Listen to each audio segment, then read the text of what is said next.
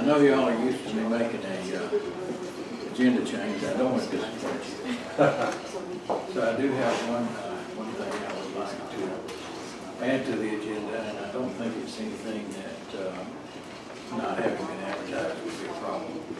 But I would like to have a discussion and possible action on the changing the date of the October meeting.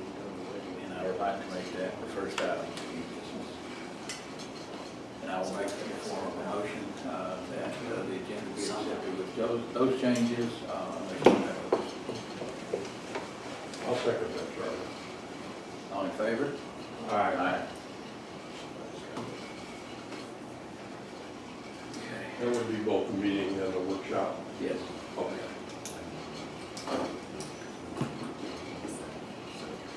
So under unfinished business, we have discussion and possible action of changing duplexes to the R2 zoning.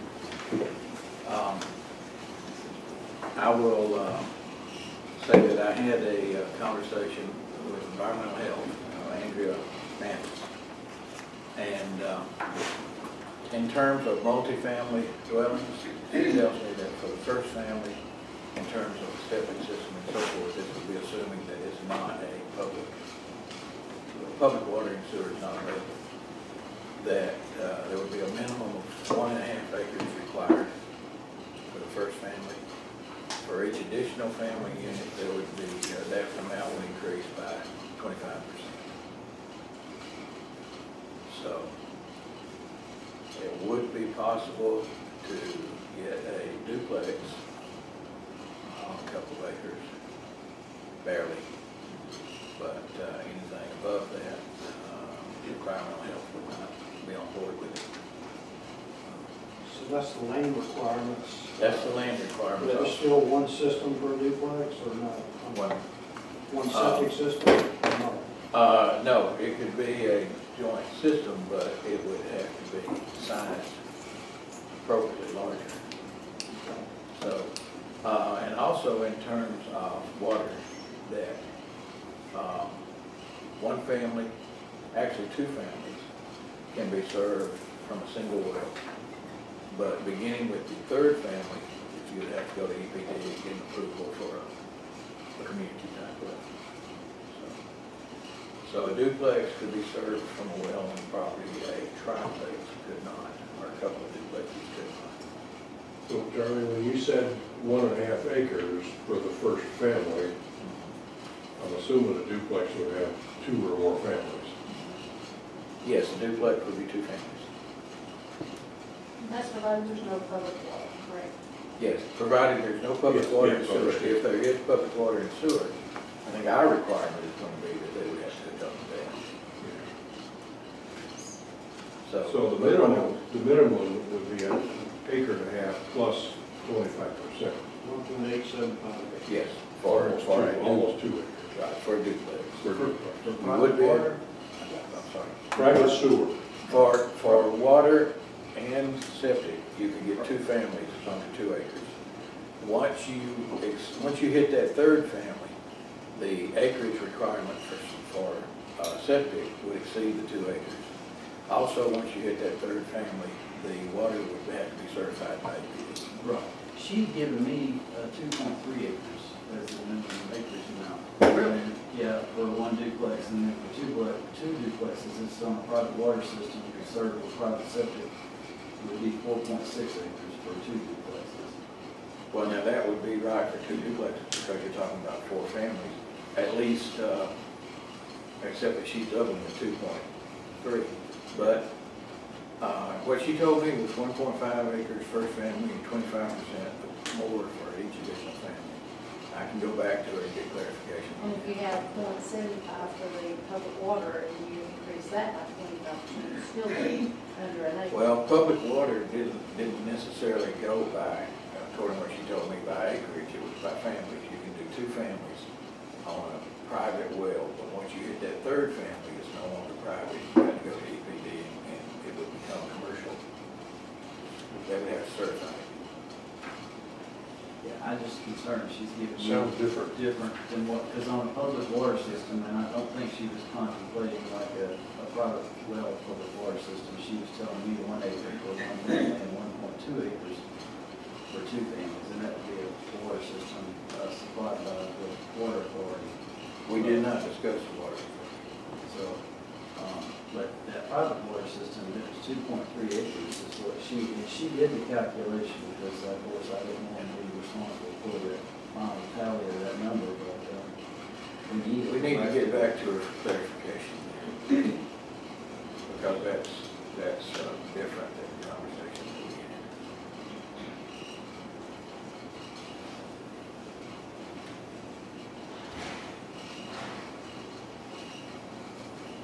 Gary, how many areas of the county would have public water and not public sewer? Do they always go together? No, the sewer is pretty well limited right now to the cities. Of course, we try to expand as much as we can, but there's a lot more areas out in the county that's water only and not sewer. So that raises the question to me, if they have public water, it seems like the lot size is more dependent on or more determined by the sewage system than it would be the water supply. That was the impression. Yeah. So if you had public water from water and sewer and still a septic tank, I wonder if that 1.2 acres would apply. That's what she indicated to me, because of the fact that the water system, water supply would be affected by the distance, proximity to the septic. To the septic system. Again, and then this is back in June when she gave me these numbers. Things may have changed from a regulation standpoint to allow for a reduction in the acreage amount since then. Yeah, it's one of those things that the acreage amount was giving me a little bit higher than what she shared with you, Charles. Why don't we push this toward the bottom of the agenda and if we get it, and then go maybe give her a call? See what? Yeah, that'd be probably the best thing, see if she could do it. If you would, just ask her if she's in the building, if she can come. Otherwise, see if you can get clarification on that. Okay. What's the offset from the wall from a septic system? Is it still 100 feet? That's what you said.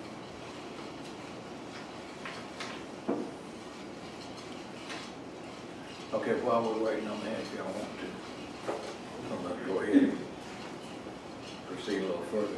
The next item would be the October meeting. Our ordinance does say that we will meet the second Thursday of the month, but it also says that they can be changed from prior notice. The conflict in October is that there are some training classes from ACCG, one in particular, which is budgeting for sustainability, that I think would be very valuable, particularly as we go into our budgeting for 2019. I'd like to attend that class, and it does conflict with our scheduled meeting.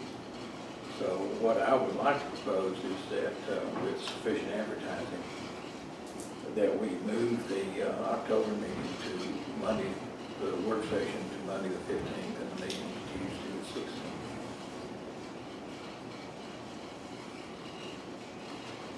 16th. Now, that's just 2 dates I picked. We can move it anywhere y'all want. I was just trying to get as close as I could to the current meeting. It does occur to me, Travis, just now, that Monday's a problem for you, so we can make it another meeting. No, it's not necessarily. It's not my preference.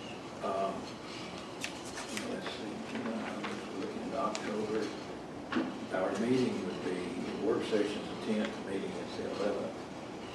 Does that, the only question I would have, does that kick our announcement date in the newspaper up a whole week? Well, we got 2 months. You've got a standard announcement date, and what will happen is you'll have a special announcement.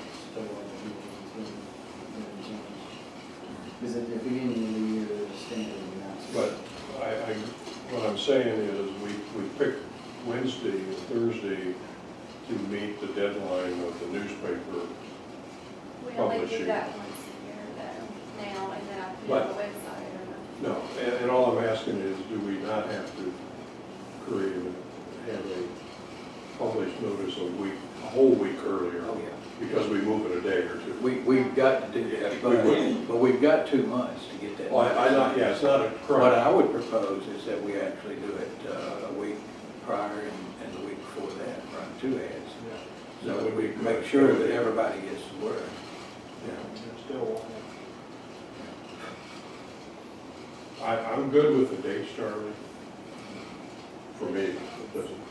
Well, right now, we're talking about Monday and Tuesday, the 15th and the 16th, but, you know, we can make that anything.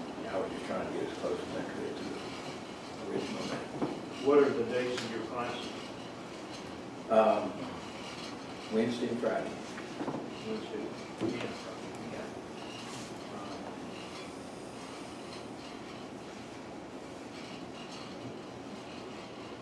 Yeah. Monday is not great for me, I can do it, but That's just a date I picked. We can do Tuesday and Wednesday. We can do any date y'all want to do. about 16th and 17th, Tuesday and Wednesday. Yeah, we can do that. I'm good with that, Travis.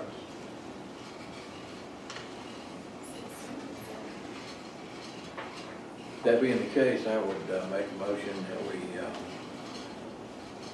change the October meeting to the 16th and 17th with appropriate advertising well in advance.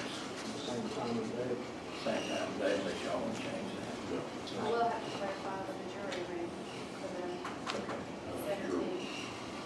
Well, you know, if we turn out to have a conflict, we still got the August meeting, modified dates, but I wanted to give as much notice as possible on this because I do want to make sure that once we pick a date that we advertise it sufficiently for everybody to have a reasonable expectation and we know about it. So what I would say is I would make a motion that we change it to the 16th and 17th of October. And then you verify that you're assembly room, and if there's any complications from that, we'll address it in the August meeting. I'll second that, Charlie. Any discussion? All in favor? Aye. Okay, you say you do it anyway. Just go ahead and knock that out since we haven't seen it. Yeah, So, I won't hold him up. yeah, we just wait a minute till we get here.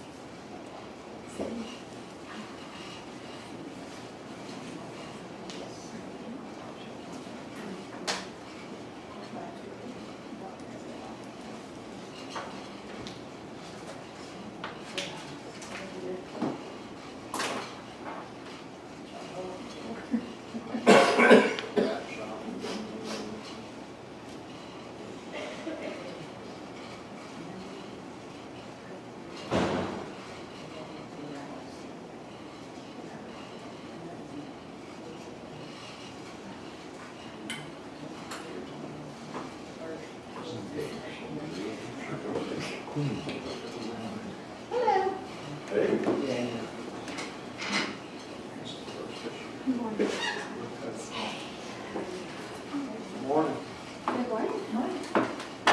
We need to get clarification because David and I came up with some different figures for the duplexes.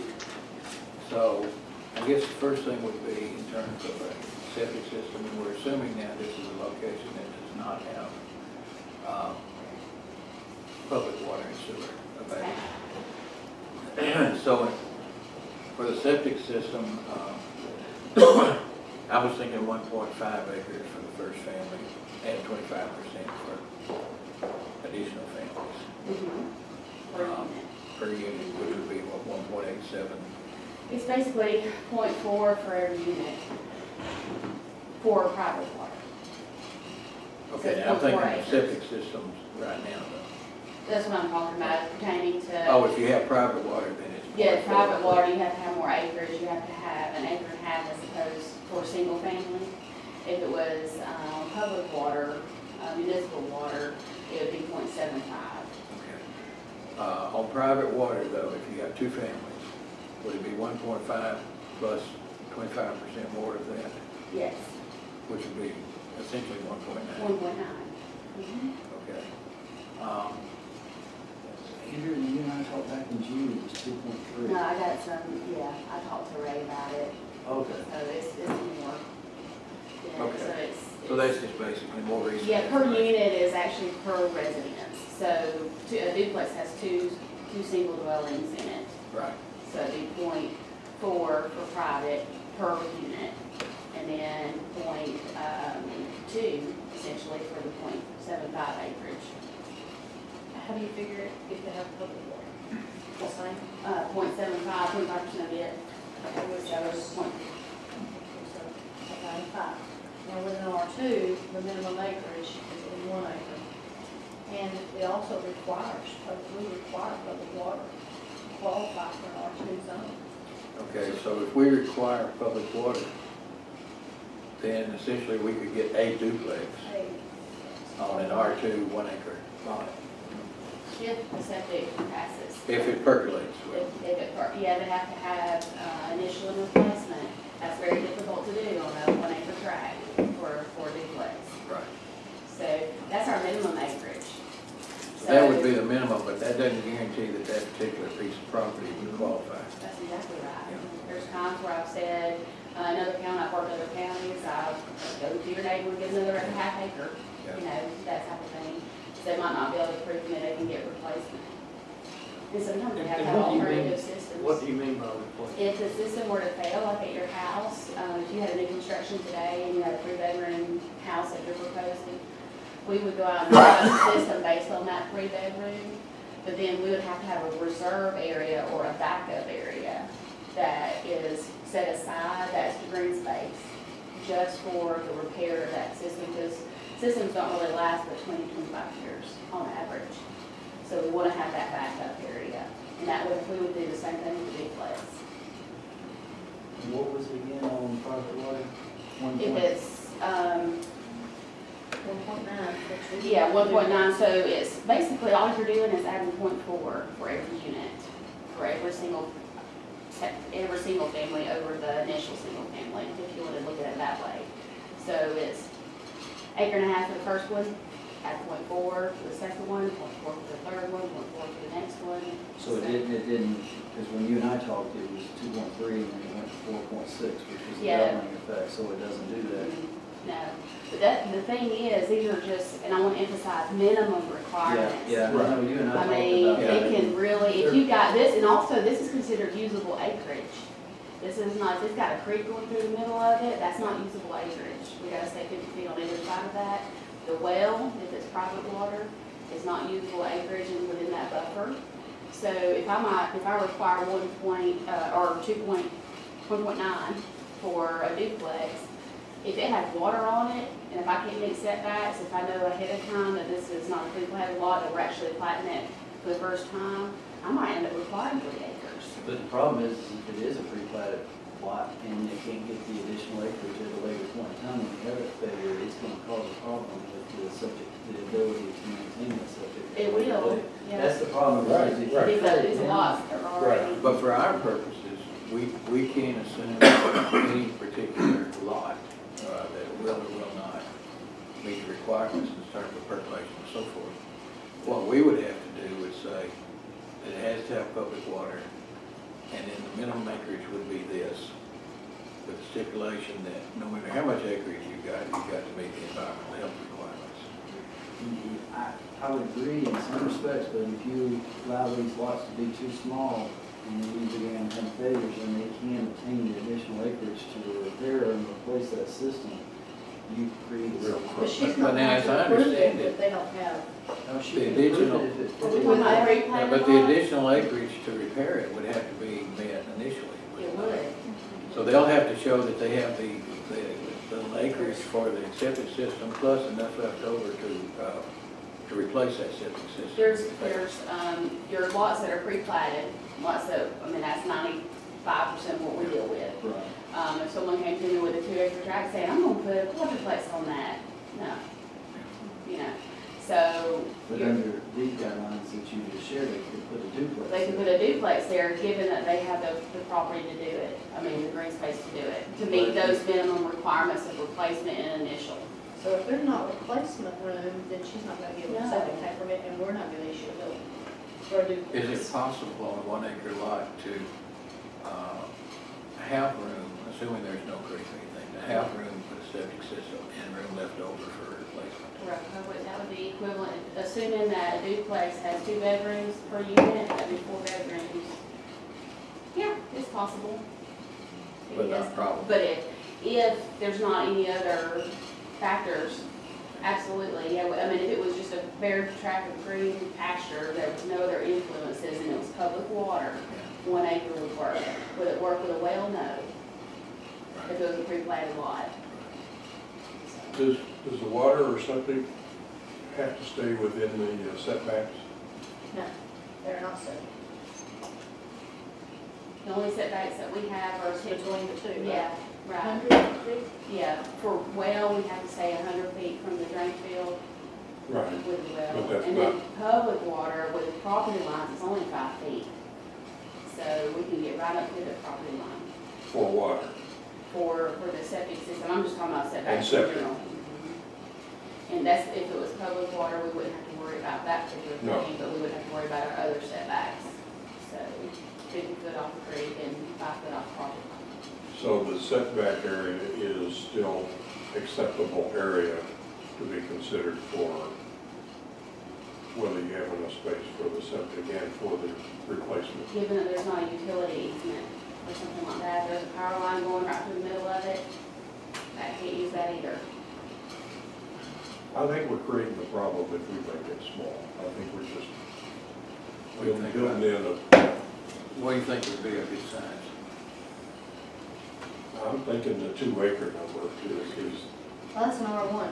I know, but I just don't see avoiding some problems if we stick with less than that. That's my feeling. There's, I mean, this is just my thoughts on it. Every time y'all put a roof to the county, it's another impervious surface. You start tightening it up, and I mean, the lay of the land up here is hilly. And Density will become and you got this provision for stormwater runoff, and each and every time there's impervious surfaces created added, it makes water runoff issues real tough in storms, without any proper accounting for that. So, and I know I hear horror stories of septic systems having failures in the metropolitan areas, and they're having difficulty in working around those failures, as I understand. Is that true? Yeah, and I've had several complaints on duplexes within the county that are on smaller tracts. I can tell you where those are, but, where we've had issue in the past and that sort of thing. I mean, it's not something that's not ever been worked out, but if I had to do it over again and do it from today's standard, I would be so much better. We'd have a lot more room. So it sounds like this is a bad idea. And if so, then I would say that what we're saying is that you're gonna have to be R1. To be able to do it. I'm not necessarily saying that duplexes is a bad idea. No, I mean on this size lot. Yeah, well, Yeah. right. That's where Trying I'm, to put that's one on kind of where I'm 1 coming acre from. would be a bad idea. I mean, we don't care how big an R2 is, do we? Well, I would suggest doing a different zone. I agree with that too. The only reason Then being- we can put the boundaries properly. Only reason being is anybody that's adjacent to an existing R2 zone has an understanding that it's a single-family residence. If you introduce a duplex, then all of a sudden, they have the every right to go in and build a duplex, the neighbor does, and then, you know, we've all talked We've about. fought that forever. So I would create a new district for that particular housing, if it were me, and I'd, work off whatever acreage amount that y'all can So agree. a new district with 2-acre minimum and public water requirement.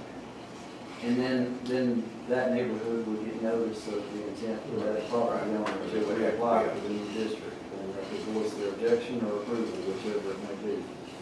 Yeah, my preference, which is not really probable or acceptable right now, is that we limit it to public sewer and water before we build those. That would be the solution to a lot of problems. But I just don't see us in the county, we don't have that capability today, and it's not going to happen tomorrow. So I have to face that reality. So I think the only proper answer is, like you said, increase the size to make it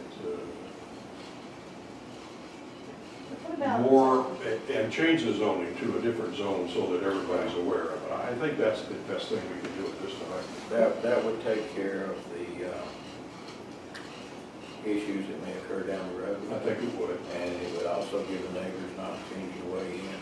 Always. At the request for rezoning. What mechanism is in place to inform the public that this is a minimum requirement for land, and it's also subject to all the factors that we've been discussing this morning? How does it, if they just read the ordinance and say, well, the minimum lot size is 2 acres, but in fact, their particular piece of property doesn't have 2 usable acres, how do they learn that before they commit resources to the project? They 9 times out of 10, after they visit Karen's office, they always come over to us. Okay, so And then you we have a not figured- discussion. We have a discussion with them about what the limitations would be and what the initial requirements would be as far as solar testing requirements. And if it's only going to be on private water, when I say private water too, there's individual well, which each lot would have its own individual water source, right? But then you have what we call, the community thing. So the community well could be potentially public under EPD's recommendation, or actually law at this point, used to be a recommendation. 5 or more? It's 9 or more. 9 or more. But they changed the definition of whether it's transient, not transient, community, non-community, and all this thing. So what I would first tell them to do before getting a soil test is to make sure if it's on one of those community wells, that EPD's going to let them tie to it, and there's going to be 2 single dwellings on one parcel as a duplex. Because that might be the kicker that gets them where they're not approved at all. Because EPD might say, no, you can't do that. Because they've only approved each of those lots as single residences for water. I don't particularly mind if we say that we do not support a community well. I think that, again, we've been through those. I believe, of course, there's always going to be exceptions, but I believe that most people that are interested in duplexes would be more interested in closer into the cities than way out in the country. Now, having said that, there's always going to be some that don't want to put them out in the country, but if we were to say that public water was a requirement, which essentially limits it to the city area pretty much, I really believe that's where the market is for primarily for duplexes and triplexes. Well, they have, I might disagree with that, because we have low-income families, and a lot of these duplexes are actually house low-income families, and those are out in our rural areas. Well, Orchard Road, I mean, even they're close to the part of the city, so, but they're further enough away that they don't have public water potentially, way out in Yukon, and those areas out there that have the existing duplexes. Those are what we're seeing the need for, people with the lower income. Doesn't really meet public housing qualification, but they're still wanting to do yeah, that. we do have public water out in the county, more so though than sewage, right? We do. We do. So if our requirement is public water, then there is an opportunity that they still may be able to go out in the county and do this, depending on, they just have to make sure they're on the water line. Was the water line extended? How far down Yukon? It's not been yet, but we've purchased a pipe and we're just about to start going from Clear Creek, or Cripple Creek, basically right there to the county line on Yukon Road. And then we're actually going to, I believe we're going to have enough money left where once we get that trunk line in and make that connection with Pickens County, we're going to be able to branch off on some of those side roads as much as possible. So we're trying to expand there. We're also looking at a CDBG grant that you and I talked about in the Round Top area, which is going to involve several feet of new piping in areas that don't have public water now. So we're not restricting them like we would be if we were talking about sewer. There's still a good portion of the county that they can build a duplex. If we go with a new district or new zoning category, 2 acres and water is a minimum, then that gives us pretty much what we need. Yeah. And it's public water. Municipal. Municipal, yeah, or public, not community. Well, that word public, you gotta define carefully, because that's a Yeah. community well Public can be municipal. considered. EPD. I think anything that's Water. CPD certified is public, right? Yeah. Even Can we well. call it county? Yeah, that's fine, yeah. Can we call it county or whatever? Yeah, because even community, a lot of people refer to community wells as EPD wells, and they're not necessarily, as you know, But they'll call it a public water system. but they'll call it public I'll water system. I'll run the definition by Andrea and let her. Because, yeah, I would just be very, like you said, be very careful. Let's just say GIlmer BOC has to approve it. You just Yeah, say, it's municipal water, municipal water is the key, that's the term. But 2 acres would be the minimum for a duplex, correct? Is that what y'all were discussing, That 2 would acres, be what yeah, we on would- public water, Okay. municipal What- public water. Two duplexes, what would be the acreage increase per the additional duplex? It's .2, since it's on public, it would be .2 per unit. So if you had two. Not 25%. Well, it's 25% of the .75. And in your definition of unit, a duplex is 2 units or 1? A duplex is 1 unit that has 2 single dwellings So a in it. unit is a structure, not residence. So a unit is, one duplex is 2 residences, so but for every one that you How many add over that units? initial, 2, Okay. yeah, 2, you're right. So it's still though, for anything over that, it's the, whatever, depending on what the water is, .2 or .4. So if somebody wanted to build 2 duplexes, what would be the acreage requirement? On to, it would be, let's see, .75. Yep, 1.3, a little over 1.3. Under what we're Under discussing. their scenario, if they increase the minimum lot size to 2 acres for a single It duplex. would be, 2.4. And then what you may end up, you need to be careful there, is you could end up with somebody who in the cluster of duplexes is only having to abide by that .4 acreage increase for each additional duplex. So Yeah. you're trying to Yeah. increase the acreage amount. Yeah. You've done that Per. with a single duplex, but then the You almost need to do it The per creative- duplex. the creative developer will come in and put 6 duplexes in there, and you'll only be on 4 acres. We can limit it to 1 duplex, so. You can, Per parcel. that's what I I'm think saying. that's, we would say 2 acres, 1 duplex. And water authority, water.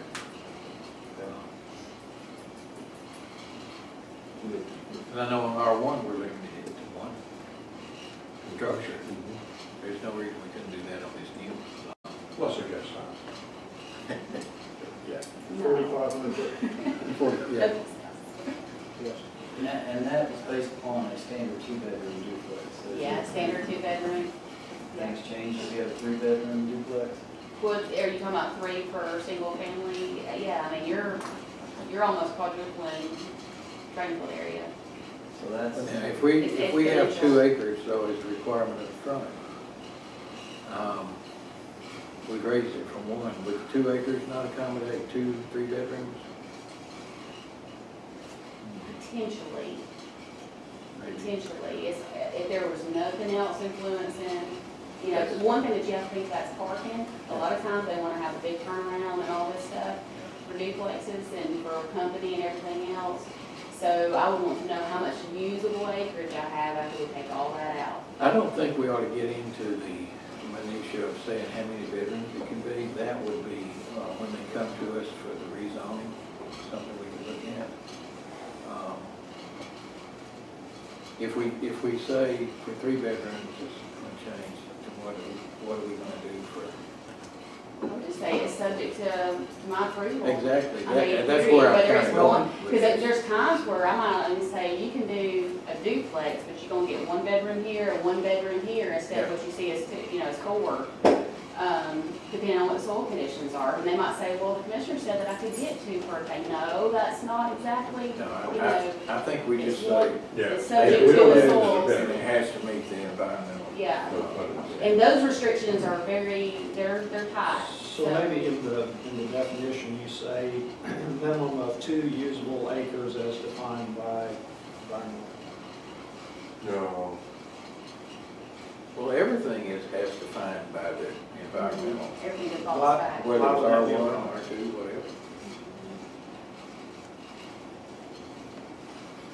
Instead of just saying minimum of 2 acres, say minimum of 2 usable acres. because then you gotta define usable. And before y'all, I don't wanna do that. before y'all could approve it for the new district, you'd have to have an understanding as to whether or not it met that, so that's Yeah, kind of that's hard to do. the character before the horse scenario. But that is the reality. And a lot of times when people go through rezoning in general, just as a blanket statement, they want to know that they can utilize the property before they even go through the rezoning process. But they can do Oh, that. yeah. Well, that's what I'm saying, is if they were to come to me, if they had a zoning hearing, a rezoning hearing, I would say, it might be a good idea to go ahead and get those soils. I'm not Right, sure right, that right. it's a good idea for you to, because I know the area or whatever, We're not preventing them from doing Mm-mm, that. no. Just due diligence, and I always tell them, it's a little bit of money, but it'd be worth it in the end if you can't do what you want to do. Back to the comment David made about the impervious surfaces. When you start adding extra bedrooms, you add, as you mentioned, extra parking, extra driveway space, extra impervious surfaces. You start to really create an asphalt world or a non-pervious world beyond just the roof or the roof line. And you don't want that density to start causing runoff problems and eventually storm sewer needs and problems that we won't be able to handle. I don't think so. The bigger, to me, we set a minimum is better. Now, I think David's got a pretty good handle on it with the acreage Yeah. and the environmental requirements and so forth. And we don't have any limits or rules about how much concrete pavement, driveway, parking, any of that, do we? And that may be the better approach, to be honest with you, is have some sort of ordinance or regulation, or even within the district as to the amount of concrete or asphalt that could be in addition to the building. That would, because you're going to get a creative developer that's going to really pump some bedrooms into some of these things. I can see it. For sure. Yeah, y'all know from your experience, every time we. Well, it's a different name for an apartment as far as they're concerned. Yeah. Another one here. So, and if you have 3 bedrooms, just like Andrew alludes to, if you potentially got 3 or 4 cars for family unit there, so that, and each and every time you do that, then you don't park them in the mud typically, you gotta either have gravel or you have concrete or asphalt. So, I got a handle on it, I just think those are some scenarios y'all need to potentially think out and see if we can maybe identify a way that you feel good about eventually closing that loophole. Because y'all are in excess of the public acreage, or the requirement that Andrew, as the Right. department would have for public water. You, as I understand it, is .92, and y'all are at minimum 2, so you're well above, you created that additional buffer. I'm still not clear what we decided about a second duplex on the property. Are you just saying no? Yeah, that would be my suggestion. Just like we limit R1 to one structure, one residence. We talked about This different Right, scenarios. Right, yeah. I would suggest one duplex per property.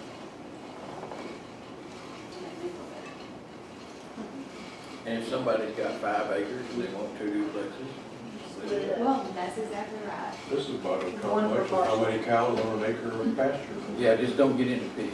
Yeah, right, right.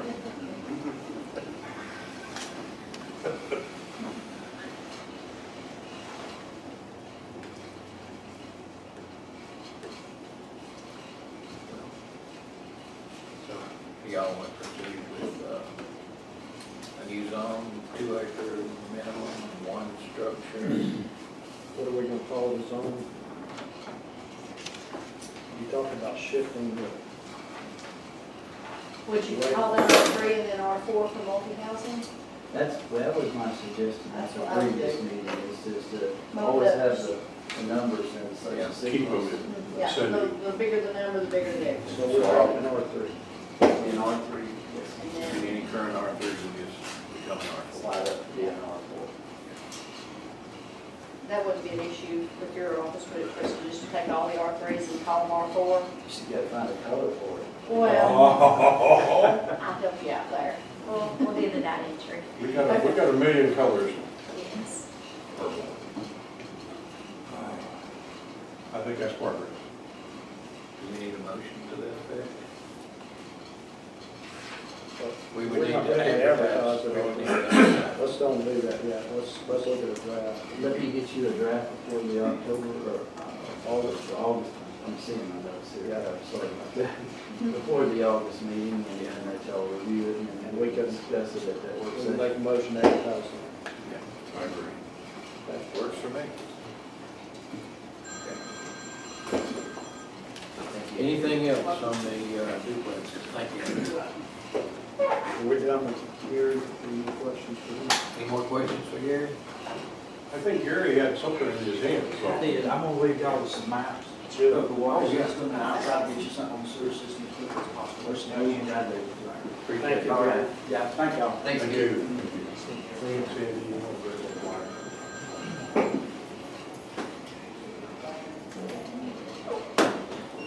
I'll make a move. Yeah, just barely rich.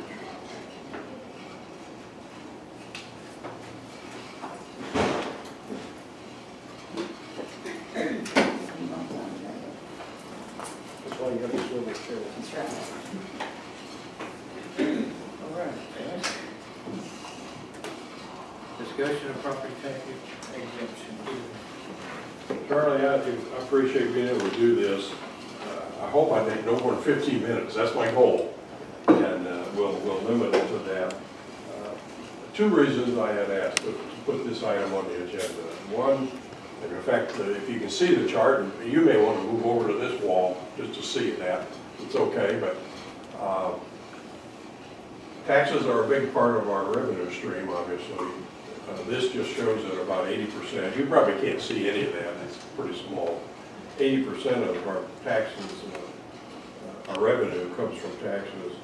And so that's the one reason that I wanted to, it's important to me. Second reason is taxes, real property taxes is about 74% of that. And these are my numbers. Sandy has not audited those, but they're within rounding error probably of what our reality is. So that's one reason I wanted to talk about it, and exemptions are a big part of that. And the second reason I want to talk about this is that I get and have gotten lots of calls and phone mails, emails, messages, text messages, people stopping me in the hallway at church and you name it, talking about their property taxes. And to be honest with you, most people do not fully understand how their property taxes are calculated or how the system works. And this year particularly, because of the size of the increase, I just get the perception that they have a perception that their taxes, and I wrote this down verbatim of what I heard from people.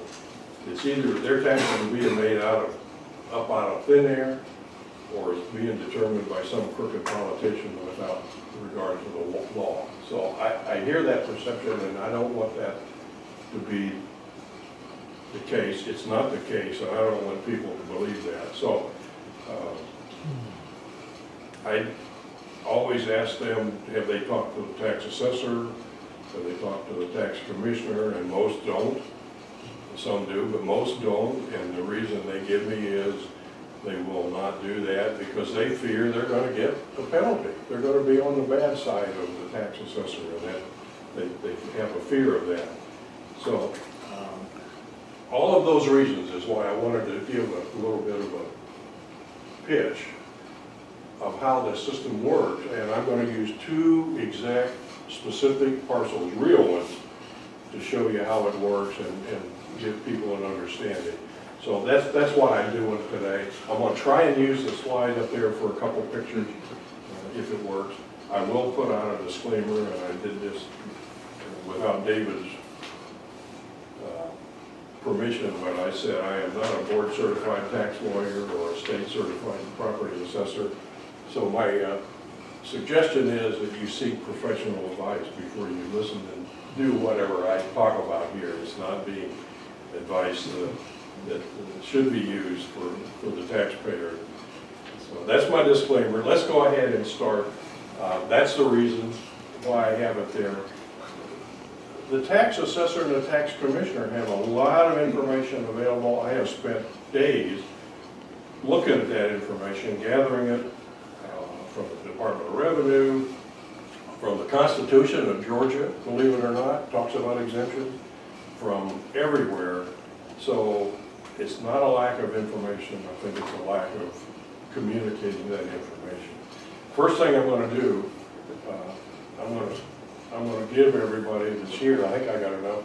Anybody seen that particular brochure that says important tax information, GIlmer County? It comes from Rebecca Marshall. Yeah, you can hand those out. How many have seen one of these? A few of you have, I hope.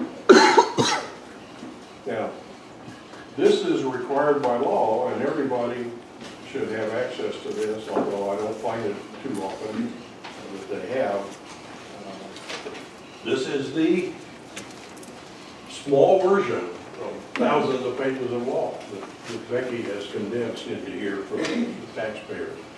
And it's got everything about the exemptions, it's got everything about all of the conservation stuff, it's got who does what, it's got everything in here. The only thing I'm going to complain about, and Becky's not here to hear this, but it says if anybody's over 62, they're considered eligible for the elderly school tax. And I object to that word elderly, because over 62 and I don't think of myself as elderly yet. So that's the only thing. That brochure ought to be the first thing that people have, and it even talks about appeals on how to do that. So I won't let people tell me that they don't know or they can't get the answer. There's other things, so that's one of the things that's there.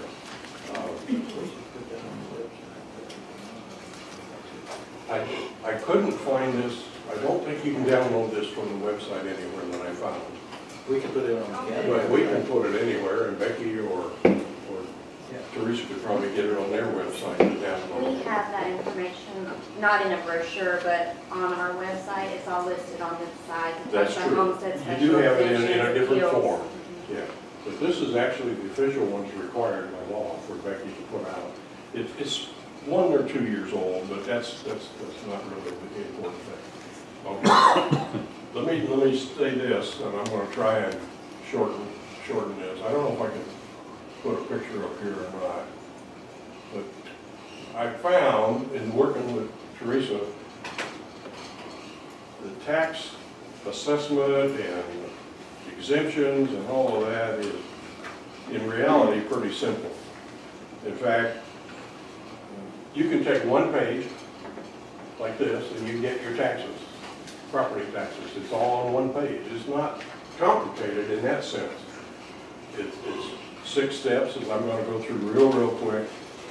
That's all you need is one page to do this.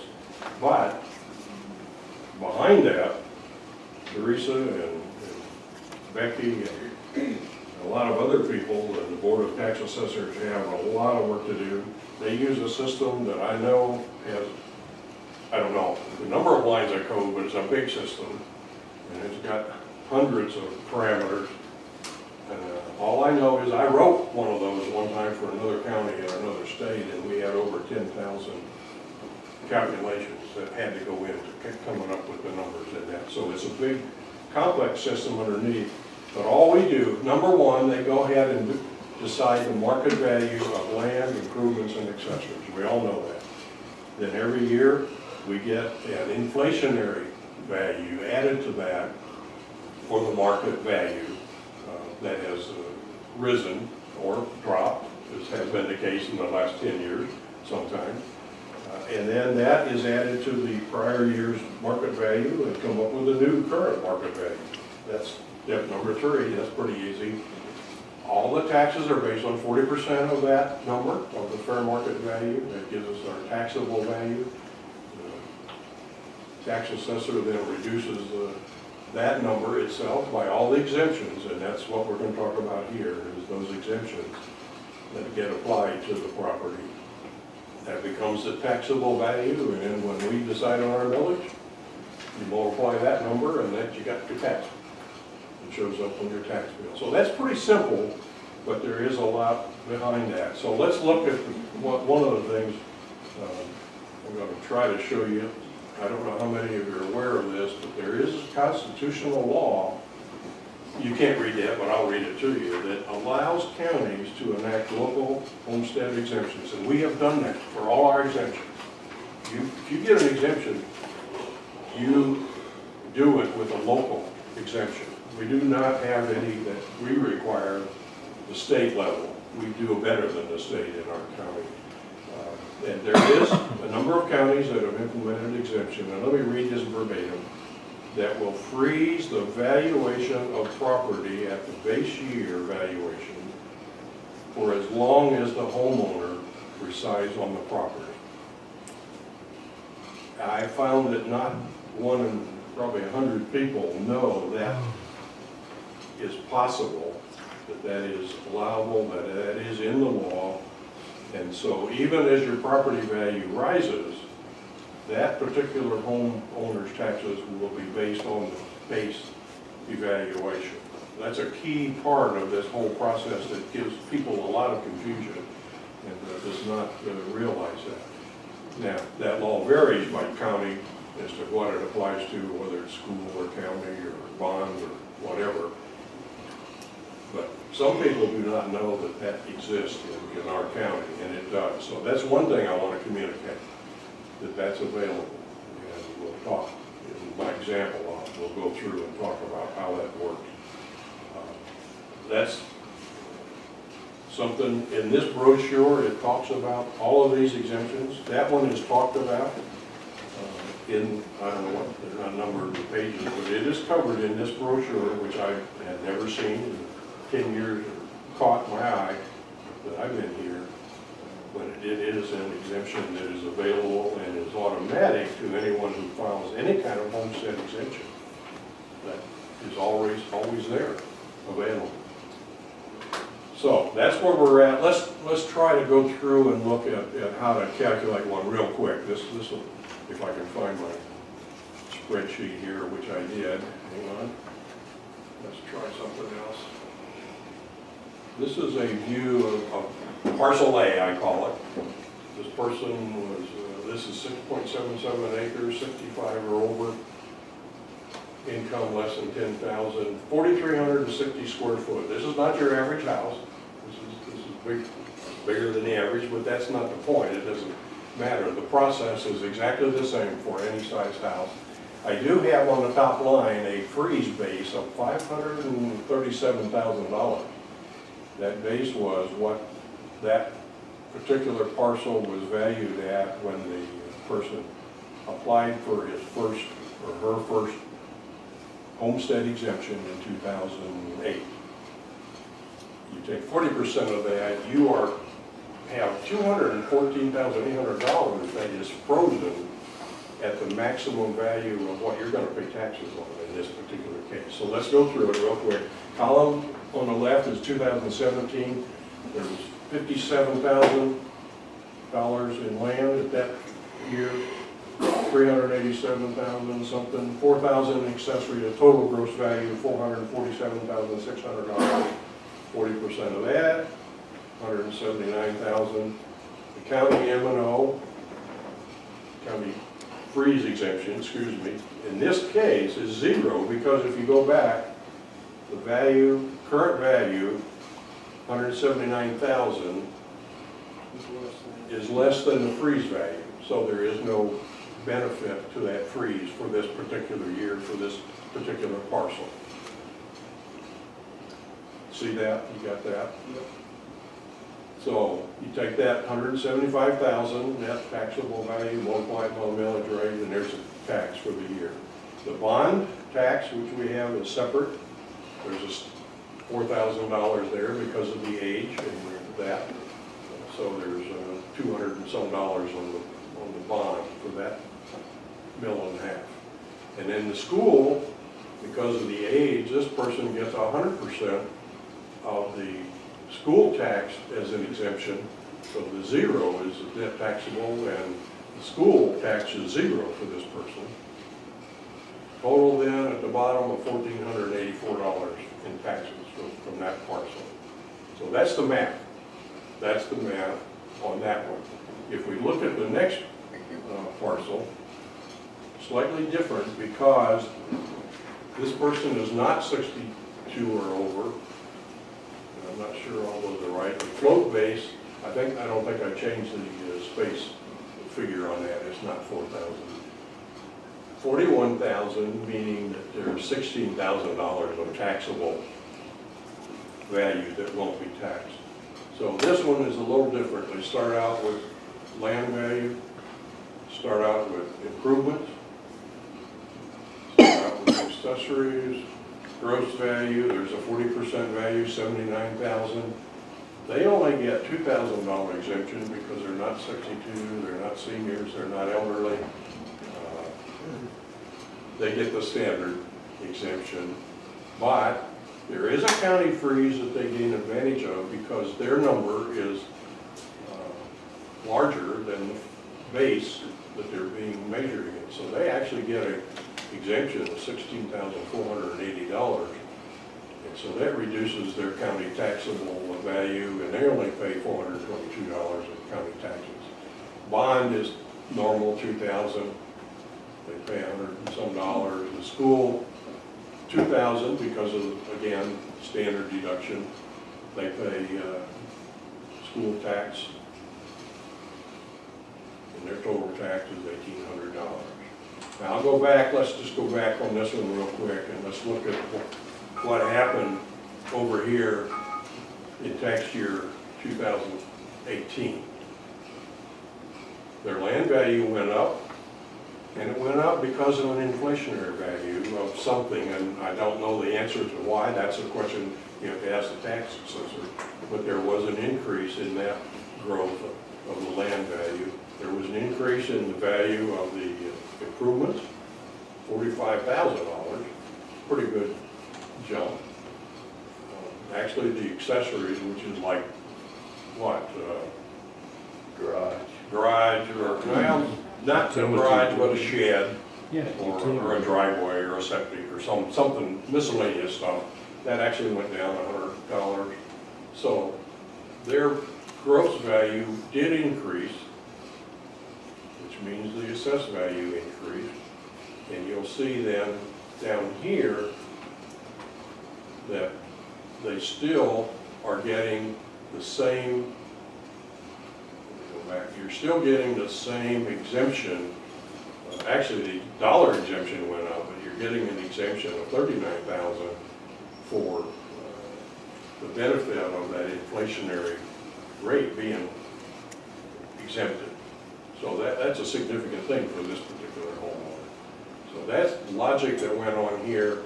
Their taxes themselves actually went up, but not as much as it would have if there wasn't an exemption for them on that. Nothing else changed in terms of the building. They may have added something there on the no, they don't show any particular improvements in their numbers. So that's the way it works. That's the simple view of the tax calculation. There is, and I gave a handout to some of you guys that does have the list of exemptions and how they work. I think I've got a picture of that, but don't hold me to it. I may not be able to find it here. I'm going to look and see if I can find it. I don't know if I put that on my set of screens here or not. I think I got it at the end. hang on. We'll talk about these particular exemptions. This is just a bunch of detailed data. No, I don't have it there, I apologize. Different things that I've captured. Try one other place. Nope, I don't have it there on the screen. So, the questions that people have had is, how do I get my taxes calculated?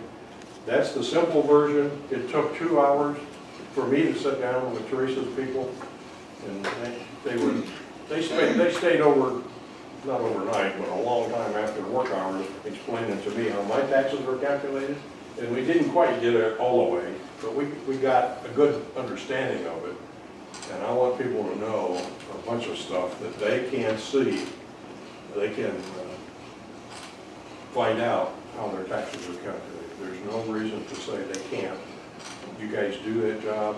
I don't want people to know you guess and make rumors and create social media problems by saying that there's no logic to it and there's no firm policy and procedures. It's there. We need to know that. These exemptions are super important, and I find people don't even know they're getting an exemption. If they haven't applied, they should. There's no reason. Everybody should apply that has a homestead, and I want people to know that, and I want people to understand that. I think it's important because this little piece of exemptions, and you tie that with all the property taxes, and you tie that with all the taxes we get, including the SPLOST, people need to know and feel that they're getting the services they should get out of that money, and that they're getting a proper valuation of those. And I just want people to know that I personally think that that's happening. I've spent enough time looking at and researching it and talking to people.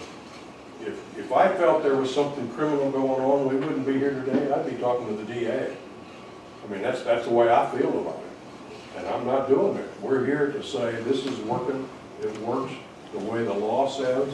And by the way, every one of those exemptions was approved by the residents in a referendum vote for this county specifically. So there's reasons to follow that law and follow those laws and know that they were not arbitrarily set. They were part of local legislation approved by the taxpayers or by the voters of this county. So I wanted to make that point today. Questions I'll take, but I'm stopping. Any questions? To be clear, the freeze value exemption is a separate application than a homestead exemption. It is not, Travis. That's a good question. All right, I want to Great clarify question. that. Perfect.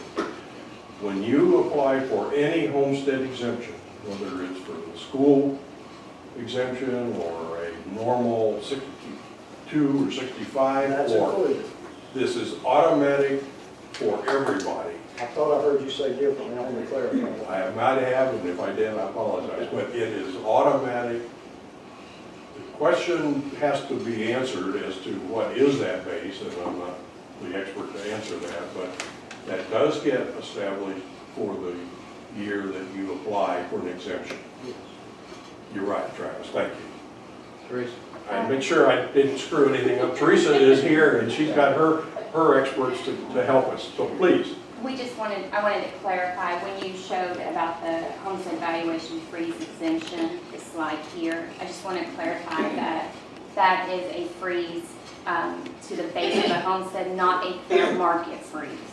So as you can see in those examples, those fair market values will change year to year. Absolutely. I don't want the public to think that because you apply for homestead, you're freezing your fair market value. That's not the case. This is an independent, separate freeze. Good point, that it is a different number. And I did try to show that in that the first line does show fair market value is established, but the freeze will be a separate number that's established, yes. So you're not changing the fair market value.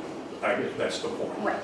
So Yes, ma'am. the property owner has to make that initiative to get that freeze started, or is it automatically When you file for any exemption, that becomes automatic. Now, that first case, I'll go back to it, but that first case, exemption was filed in 2008, and that was at pretty much the peak of our economy. That property, that parcel, has not ever come back, even to 2018, to what it was when that base was established. So there is no dollar figure there, even though that base exists. In this case, I don't remember the year this second parcel's base was established, but their property value has increased to the point that that freeze exemption does give them that protection.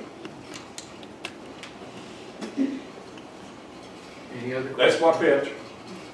I hope it makes sense, and I hope people will take the time to go talk to their tax assessor. So the takeaway, Dallas, is Travis, before you do that, let's change the CD right quick. We have run out of room. too late.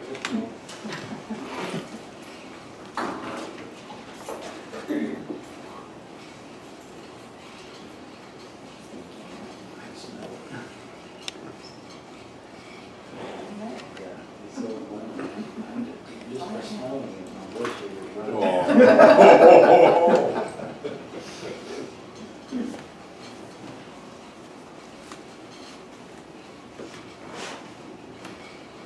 If anybody's got a question about the laws, we'll give David's phone number to him.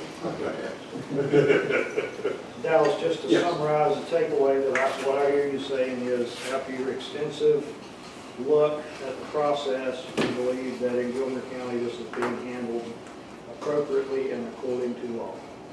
Is that the takeaway? That is primary, yes. Yes, no question. No question. Thank you. Any other questions on that? If not, we will move to. And I appreciate the summary. Dallas. Yes.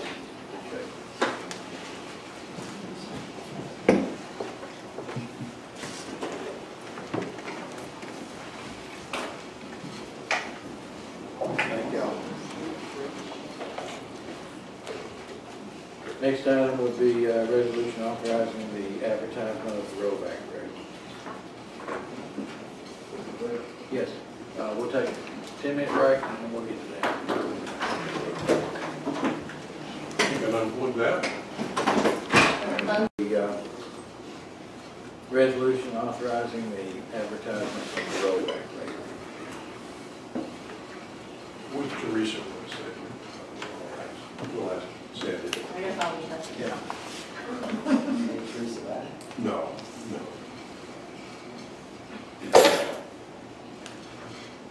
Sandy is our expert good juror. What do you call it? Wow. You don't let him talk to me like that? Having something I'm not familiar with. Should I find out what that means before I say it? Okay, let's see what we got. The information I gave y'all is just comparisons. The top sheet is where our actual rollback rate would be at 6.370.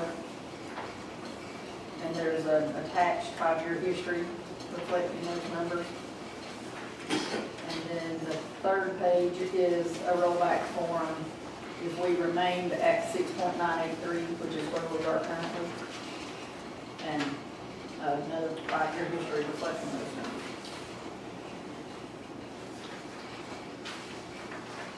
If we go with the rollback, we would basically break even. We would come, based on our 5-year history, we would come out about $10,000 more than where we were for 17. And if we leave the rate where it is currently at 6.983, that would make a difference of about $835,000. So percentage-wise, tell me what we're dealing with. As far as the percent increase, or, you know, if we go with, If if we remain at 6.983 over the rollback of 6.370, we're looking at about a 9.5% increase. my figure was 9.77. Well, What? rollback More. form calculates 9.62. Okay.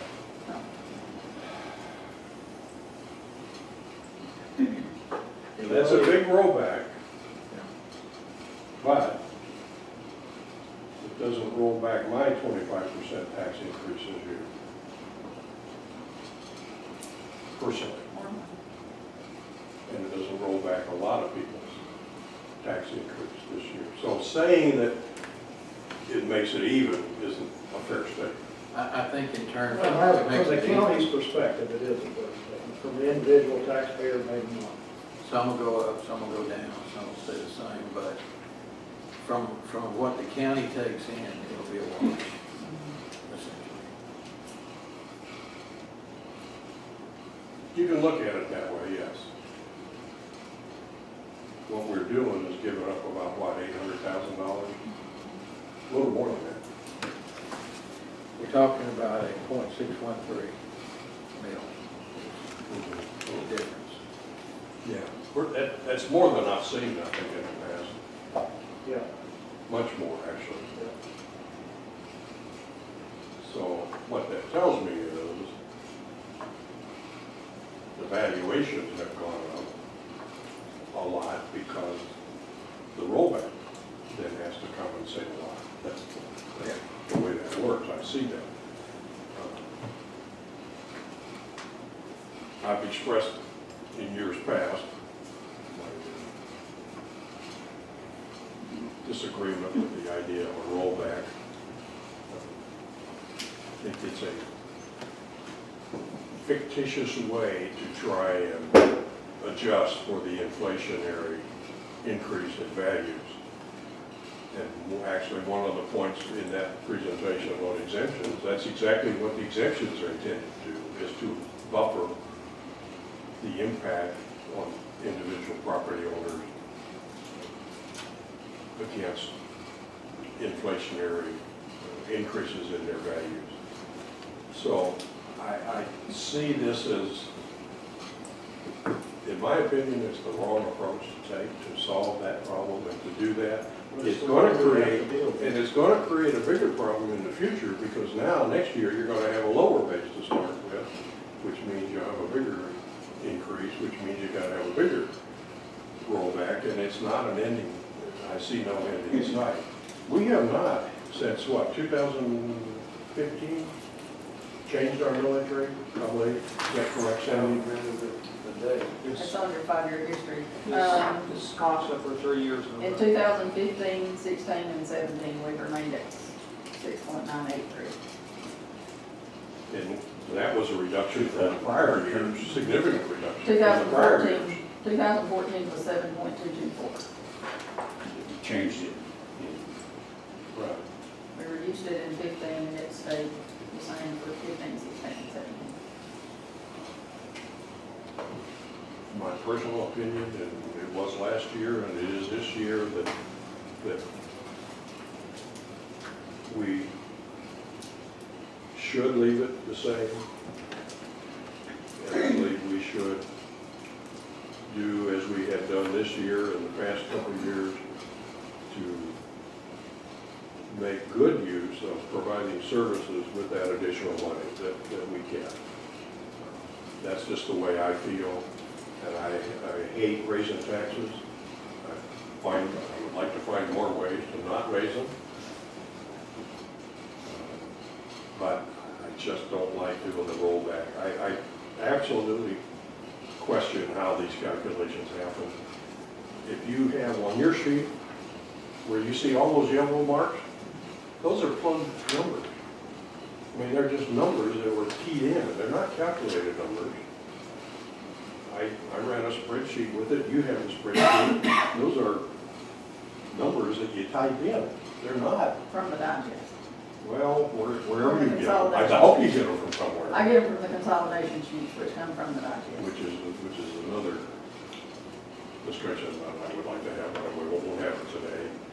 But The point I'm making is, this is a very much a state-driven Department of Revenue concept to, I feel pressured into trying to overrule my ability and authority to set a millage rate, and I don't like that. That's my personal opinion.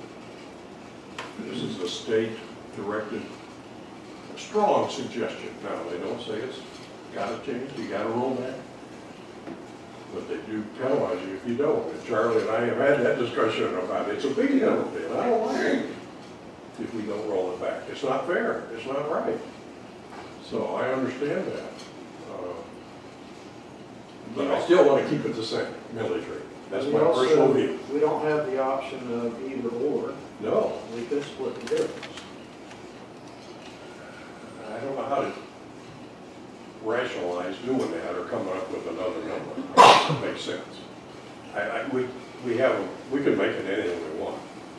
We could go below their number. So, yeah, we're free to do that. But I want to make that clear, we're not tied in to the existing rate or the rollback. I agree with that. I agree, we're not. It's not a hard rule of any kind. You're But right. if we don't adopt the rollback rate, we have to call it a tax increase, unless we drop below the rollback. Which Right. I don't Right. believe we're going to do. I'm probably going to vote for that. So, I'm really, But in the I'm lobbying to keep it where it's at. past few years, we've left the millage rate the same and had to call it a tax increase. I know. We're all frustrated I by know. that, and I know. I'm still frustrated by I agree. it. But And The only way that we don't call it a tax increase is if we go to the rollback or lower. right, yeah, and that's the Right, state so- telling us. So last year, the budget process, we essentially had to cut $2.5 million. What does your gut tell you, Charlie, is going to be the situation this year? That we will probably have to cut a bit more. That's been the trend. That's my estimation as well.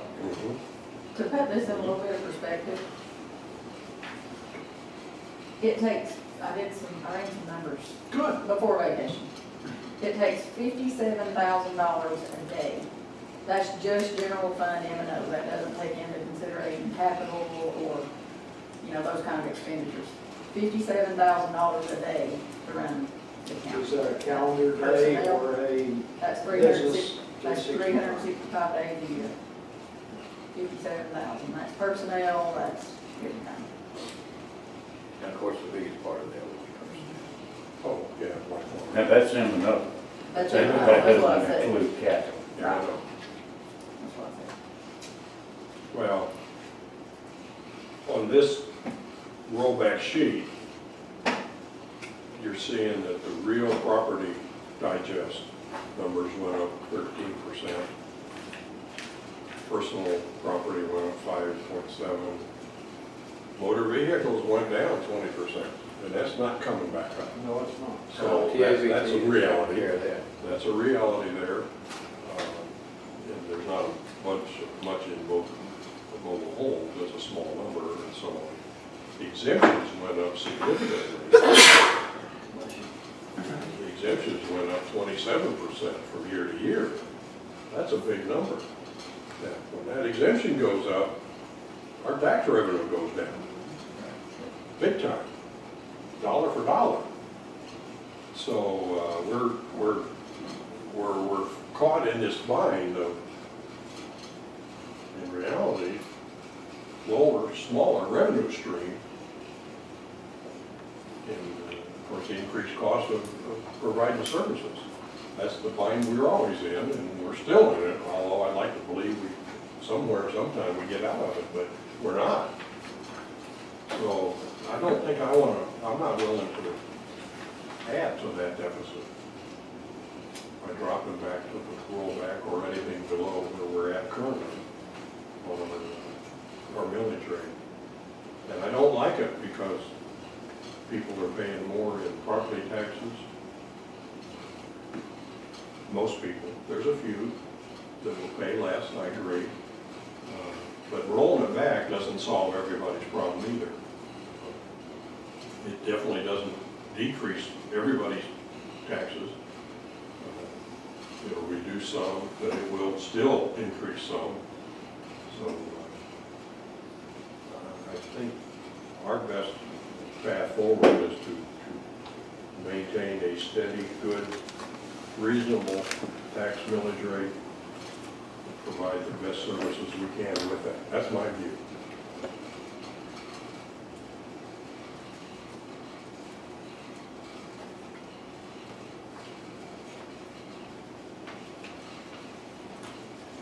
I don't know. The budget is very tight, and a meeting or two ago, we had to tell a resident that we couldn't fix the road because of lack of funds, and just basic services like that are squeezed, and we don't have money in the gravel account. Now, is that depleted for the year?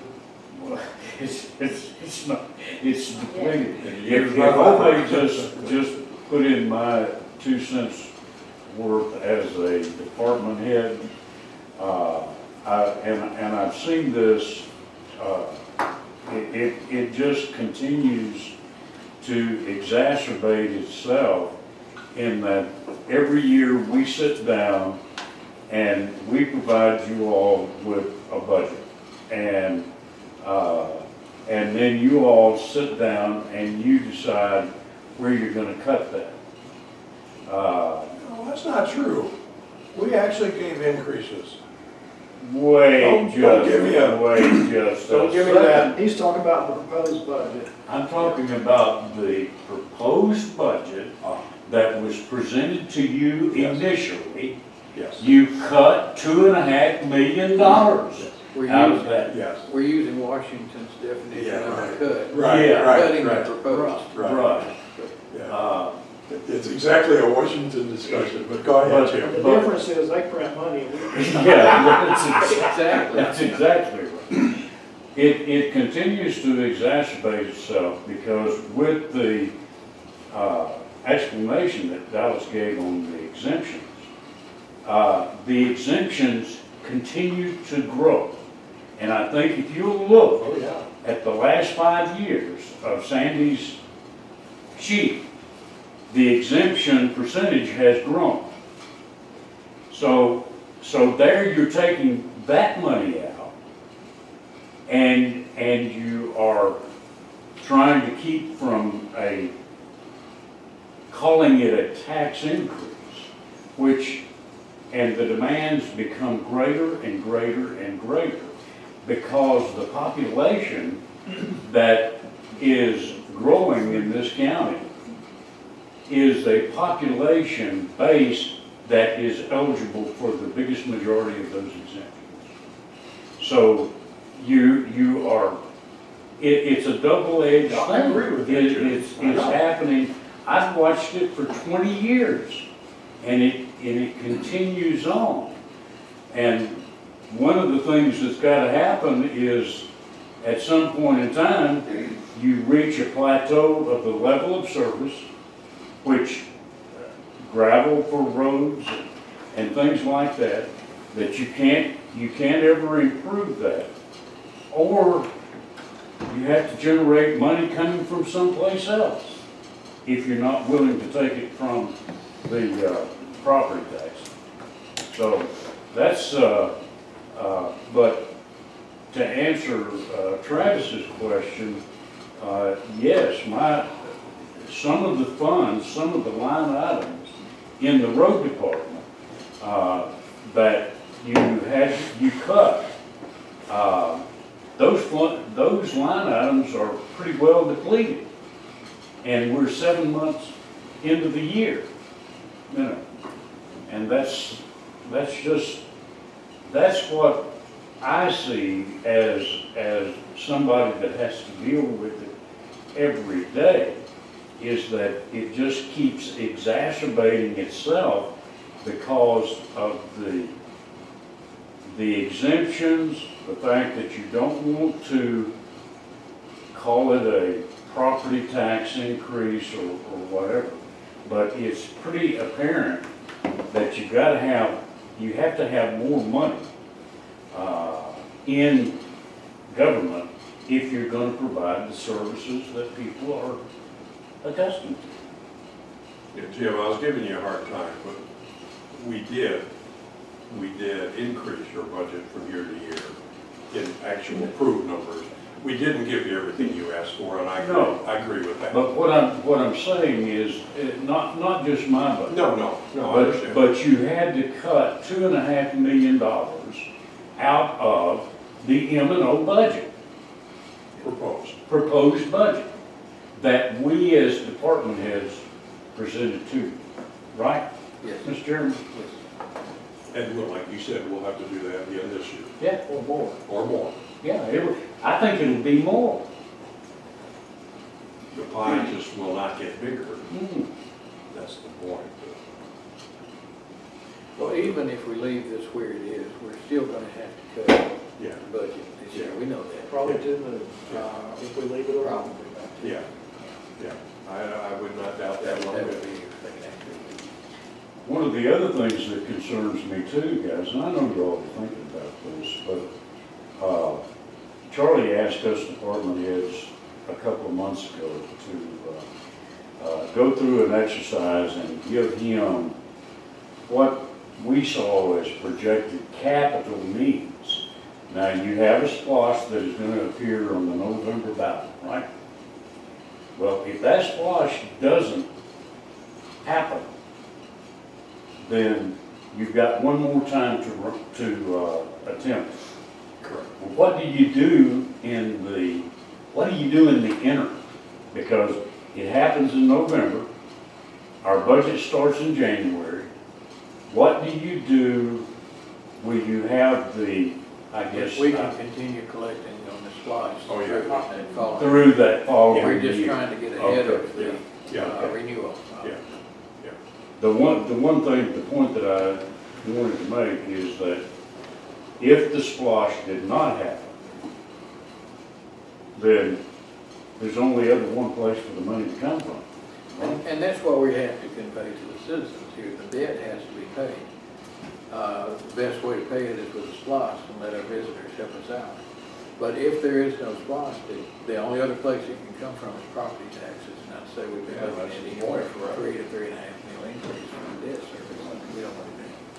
But that's kind of a separate issue from what we're talking about here. That's sort of a what if for next year. Yeah. I know the state will tell us that we have to call it a tax increase, but when I don't change the millage rate, Well, we've done it twice now, and I think Yeah. that the public has been educated in reality of what we're doing.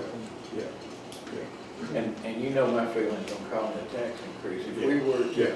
the rollback is 6.370. If we decided we want to take it back to 6.4, we could still have to call it a Yeah, tax I know, increase. I know, So I know, that's my objection to that. and I agree, And I ran over on that, I guess. I know. I've got real mixed emotions here. One of the big deficits we have in services is roads. By far, the majority of calls that I get are about roads. And hey, I know y'all have heard me say this before. I explained to people that we don't have the money to do what they're asking us to do. They either want it paved or they want it scraped and gravelled much more frequently. And I will explain we don't have the money to do that. And they understand. You know, I understand completely that you don't have the money to do this, but my road Yeah. needs to be done. Yeah. I mean, that's the way it works. There's nothing I would love more than to be able to beef up the road department. And I think we've done that to a large extent on the capital side. We have not done it on the manpower side. Having said that, I look at this as a choice between increasing services and people's dissatisfaction over having their taxes raised. And I ask myself, how are they gonna be mostly satisfied? I think they'll be mostly satisfied, in my opinion, on having their taxes raised. I know there are a lot of people that have unrealistic expectations. They want their taxes to stay where they are, and they want their roads to be improved. And of course, that's not the way it works. But I believe, in my opinion, I think that the citizens of GIlmer County would be more upset over the tax increase than they will over continuing as we go down roads. So for myself, I would come down on the side of, very reluctantly, going back to the roadmap.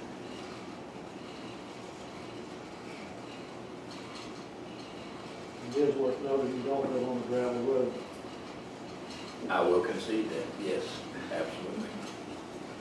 One of the I would also note that the I paved live on a road. gravel road, but it's not even a county road. Well, Wait a minute, I would also note that the paved road that I lived on is a private Right. HOA. Yeah, there you go. I pay an assessment every quarter. But, and I hear that a lot. yeah. But your point is still valid. Well, I am of the belief that we should provide more services in the public works area than we have had. We have, because of financial needs and Well, that's it. we neglected that, there's no question. And so I have that desire to increase that, what we can provide services for in that regard. Since the pie doesn't get bigger, we have to make the choice, and we're not gonna make the pie bigger, even if we keep it at the current millage rate. It's not gonna get bigger because of all the other factors, but we need to do as much as we can to provide more services in that regard. The only way I know to do it is to at least keep the $800-some-thousand available to provide that service. That's just sort of where I'm coming from.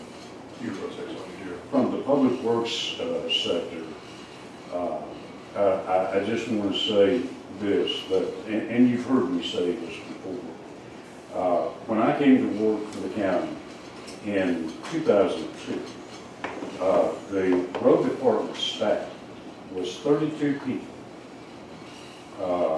And the amount of roads that we have to maintain has basically stayed the same. Now it's grown a little bit, but those 32 people were not all paid out of property tax revenue.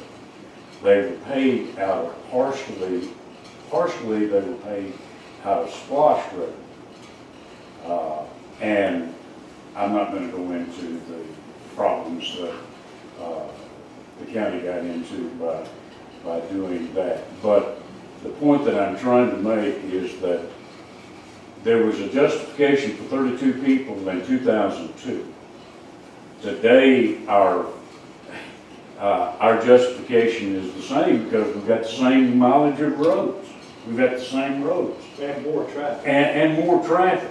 And more people. So that's the point that I'm trying to make is that we're not trying to inflate the road department. We're just trying to get back to what was the norm in 2002. How much does gravel cost today compared to? There's another thing. See, probably 25. How much does diesel fuel cost? Yeah, 25, 30%. Yeah.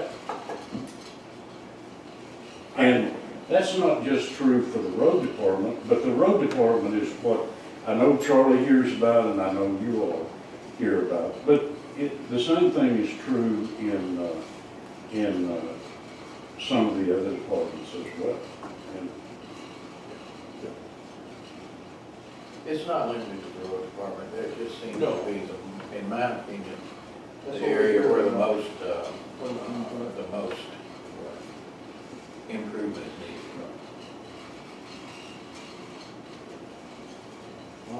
justify the rollback rate.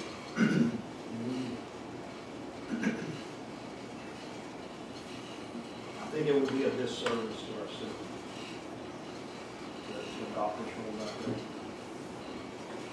To leave it the same, I could go for that. I could go for dropping it to 6.8. So we would reduce the millage rate slightly, but we would still have no revenue. Well, are we at the point that anybody would like to make a motion? Well, y'all will both close your ideas and I'll close mine, so. I'm willing to make a motion that we maintain the current millage rate of 6.983. Do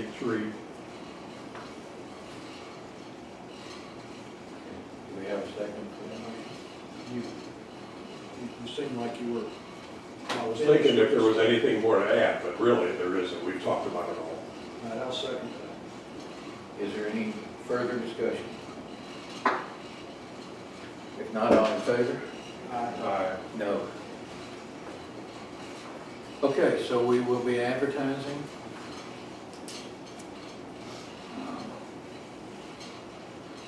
David, is there anything else we need to get to you other than the, what you got here, the 5 years?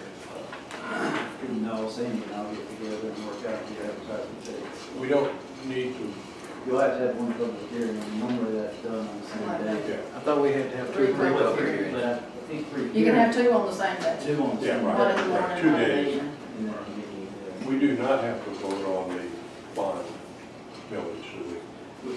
Y'all had a resolution, and that historically a resolution on the bond because they're separate bond. I think unless we want to change it, we don't have to vote on it. Would that be? No, historically, there's been a resolution setting the bond millage rate, and there's a resolution setting. Okay, so we'll just have to vote separately. So we should do that because we're going to advertise both at the same time, are we? Yes, you did. On the bond millage rate, that is once the debt service is paid, that is the only thing that allows us to have some capital money left over to do anything with. Not capital money from the bond millage, but by displacing that equivalent amount of our loss funds. It does leave us a little left over, and we've still got it back to the road department. I think I may have messed up when I asked everybody what they needed for capital. He opened you up for a big door. Big door. But there's still quite a bit of capital need in road department, even though we've got good ways.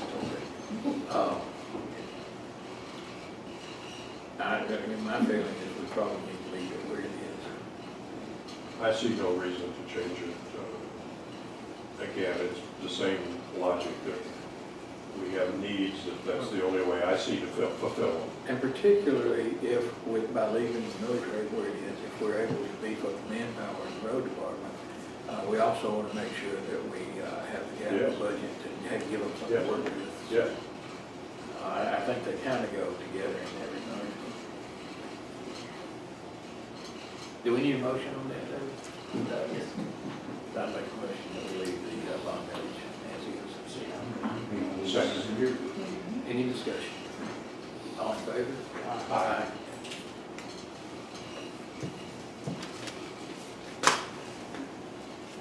Is there anything else that we need on this?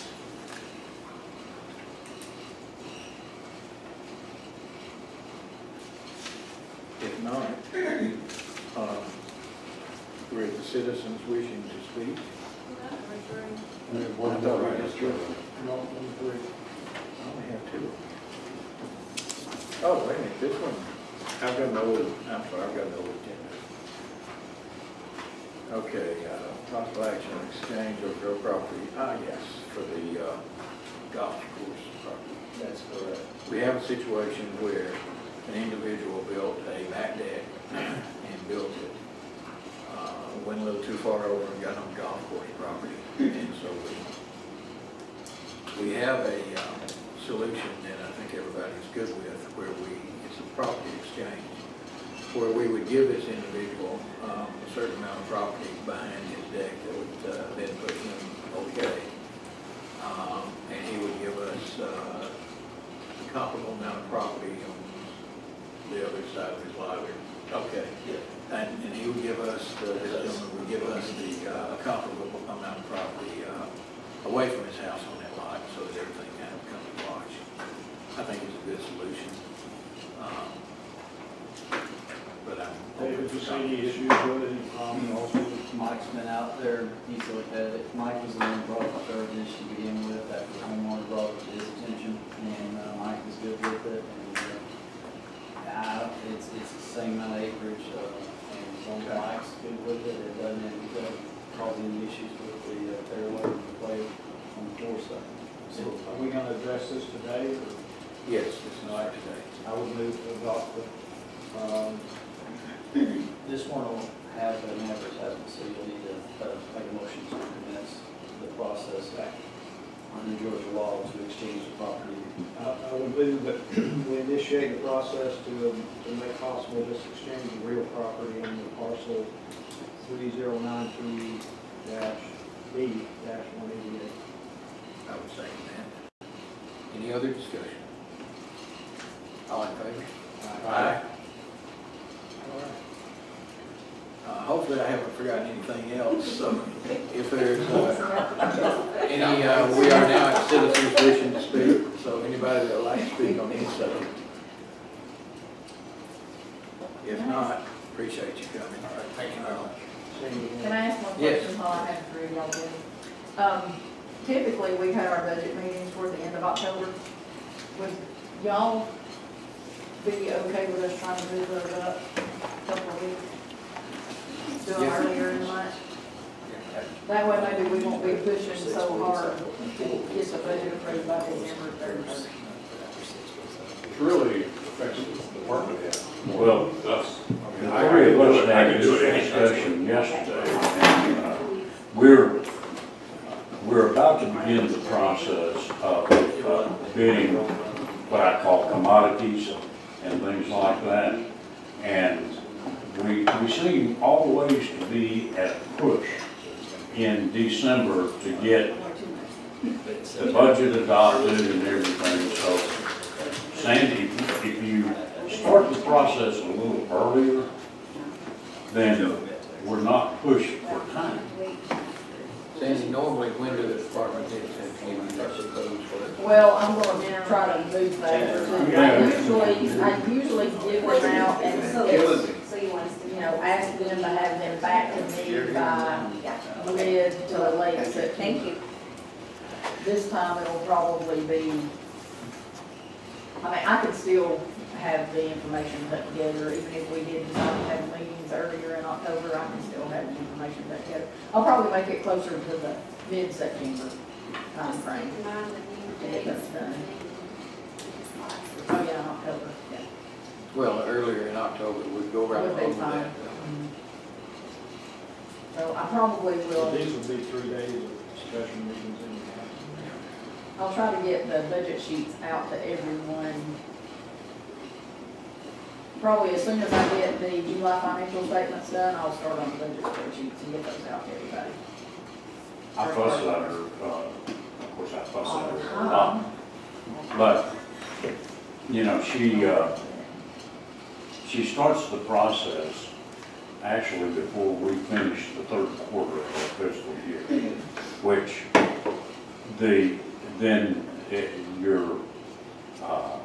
your track record or everything that you're trying to base your budget off of is somewhat skewed. Now, what we can do is, take it by month and multiply it out, but I'm willing to do that if, I just wanted to make sure that the three of y'all would be okay with doing those earlier in October rather than later. I'm fine with it myself. The other thing that regarding the budget, we made a retrospective budget adjustment. And we're working through the budget. I'd like to have the figures before those adjustments were made on the ones that were just done to even up. Now, some were made by Like the a board. original budget. Yeah, but some were made to address situations, but I'd like to have the figures without the adjustments. They were just made to balance. You're talking about the final adjustments that were made to balance everything. Yes. And we can do that. You've got this sheet that itemizes all those, but I think both sets of numbers would be prudent.